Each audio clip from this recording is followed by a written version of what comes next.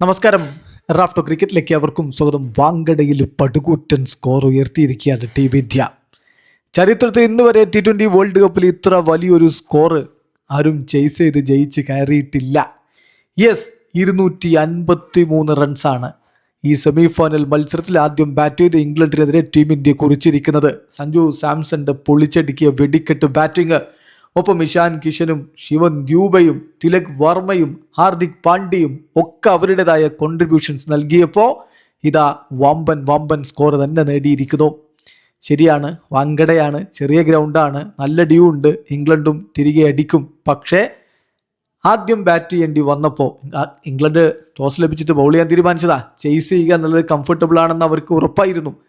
അപ്പോൾ ആദ്യം ബാറ്റ് ചെയ്യാൻ വേണ്ടി നിയോഗിക്കപ്പെട്ടപ്പോൾ പടുകൂറ്റൻ സ്കോർ നേടിയ തീരൂ ഈ കളിയിൽ നിലനിൽക്കാൻ എന്ന ടീം ഇന്ത്യക്ക് അറിയാമായിരുന്നു. അതാണിപ്പോൾ ചെയ്ത് കാണിച്ചിരിക്കുന്നത്, പ്രാവർത്തികമാക്കിയിരിക്കുന്നത്. സാക്ഷാൽ സഞ്ജു സാംസണിൻ്റെ കിടിലൻ ഇന്നിങ്സ്. അഭിഷേക് ശർമ്മ ഒരിക്കൽ കൂടി നിരാശപ്പെടുത്തി. 7 പന്തിൽ 9 റൺസ്. സഞ്ജു സാംസണെ അദ്ദേഹം 15 റൺസിൽ നിൽക്കവേ ഹാരി ബ്രൂക്ക് ഡ്രോപ്പ് ചെയ്തു. പിന്നെ ബ്രൂക്കിൻ്റെ മുഖമൊന്ന് കാണണമായിരുന്നു. സഞ്ജു ഓരോ റണ്ണെടുക്കുമ്പോഴും അയാൾ വല്ലാത്തൊരവസ്ഥയിൽ ചൂയിങ്ങൊക്കെ ഇങ്ങനെ വലിച്ചു വിടുന്ന കാഴ്ചയൊക്കെ കണ്ടിരുന്നു. അതാണ് ഇംഗ്ലണ്ടിൻ്റെ ഇപ്പോഴത്തെ അവസ്ഥ. ഏതായാലും 42 പന്തുകൾ, 8 4ഉം 7 6ഉം അടക്കം 211.9 സ്ട്രൈക്ക് റേറ്റിൽ സഞ്ജു അടിച്ചത് 89 റൺസ്.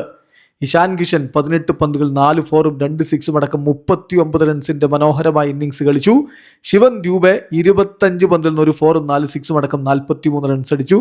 ഹാർദിക് പാണ്ഡ്യയുമായിട്ടുണ്ടായ ആശയക്കുഴപ്പം, അത് അനാവശ്യമായ റണ്ണൌട്ടായിരുന്നു. അദ്ദേഹം അർഹിച്ചിരുന്നു ഒരു അർദ്ധ സെഞ്ചുറി. എന്തായാലും 43 റൺസിന് അദ്ദേഹം റണ്ണൌട്ടായിട്ട് മടങ്ങി. ക്യാപ്റ്റൻ സൂര്യ 11 റൺസാണ് അടിച്ചത്. ഹാർദിക് പാണ്ഡ്യ അവസാനം ഡബിൾ ഓടി റണ്ണൌട്ട് ആവുകയായിരുന്നു. 12 പന്തുകൾ 3 4ഉം 2 6ഉം അടക്കം 27 റൺസ് അദ്ദേഹത്തിൻ്റെ വക. തിലക് വർമ്മ, ജോഫ്രെ ആർച്ചർ ഒടുവിൽ അദ്ദേഹത്തെ ബൗൾഡാക്കിയെങ്കിലും നേരിട്ട് 7 പന്തുകളിൽ നിന്ന് അടിച്ചത് 3 സിക്സറുകളാണ്. 21 റൺസ് അദ്ദേഹത്തിൻ്റെ വക. ഒടുവിൽ ഇന്നിങ്സ് അവസാനിക്കുമ്പോൾ 2 റൺസുമായിട്ട് അക്സർ പട്ടേലും റണ്ണൊന്നും എടുക്കാതെ വരുൺ ചക്രവർത്തിയുമായിരുന്നു ക്രീസിൽ. ഏതായാലും വമ്പൻ സ്കോറാണ്. 254 റൺസ് വേണം ഇംഗ്ലണ്ടിന് വിജയിക്കാൻ. ഇന്ത്യ കളിയിൽ പിടിമുറുക്കി എന്ന് തന്നെ പറയണം.